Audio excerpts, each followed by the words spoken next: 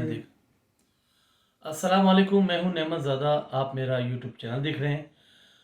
आखिरकार अल्लाह अल्लाह करके supreme court बड़ी जद्दोजहद और मुश्किलात के बाद अपना फैसला कर बैठी। अब फैसला जो है वो अगर देखा जाए बज़ाहिर मुकम्मल तौर पर पीटीआई यानी इमरान खान की गवर्नमेंट के बिल्कुल मुखालिफ है, क्योंकि सुप्रीम कोर्ट का ऑर्डर है और ये ऑर्डर डायरेक्टली जो है वो असम्बली के स्पीकर को है कि वो 3 तारीख को जहां ये सिलसिला मुनक़ता हुआ था वहीं से ही दोबारा जो है वो नो कॉन्फिडेंस का जो मामला थे उसको दोबारा शुरू करे और अदम एतमाद के हवाले से जो वोटिंग है वो वोटिंग करवाए। यहाँ तक तो बात दुरुस्त है। और उसके बाद जो है आपका अल्लाह भला करे, जो अपोजिशन के लोग थे वो विक्ट्री का निशान करते हुए पाकिस्तान की सबसे बड़ी अदलिया से बाहर आते हुए दिखाए गए। कौम ने भी देखा। अब सवाल पैदा होता है, पहली बार ऐसा हुआ है कि हुकूमत वालों को हुकूमत दी जा रही है।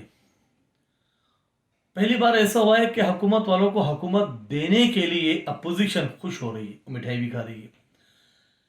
ये मेरे सामने मौजूद है, शॉर्ट फैसला है सुप्रीम कोर्ट का, और इसमें जो जो नुकात सुप्रीम कोर्ट ने दिए हैं वो आप लोगों ने काफ़ी हद तक आपकी नज़र से गुजर भी चुके होंगे। अब इमरान खान क्या करेगा? पहली बात तो ये कि आज मौलाना ने वहाँ से सुप्रीम कोर्ट से निकलते ही जो सबसे पहली बात की वो क्या की, जो एहतजाज कॉल की थी उसे अब शुक्राने में तब्दील कर दिया जाए। कौम अब शुक्राने के नवाफिल पढ़े।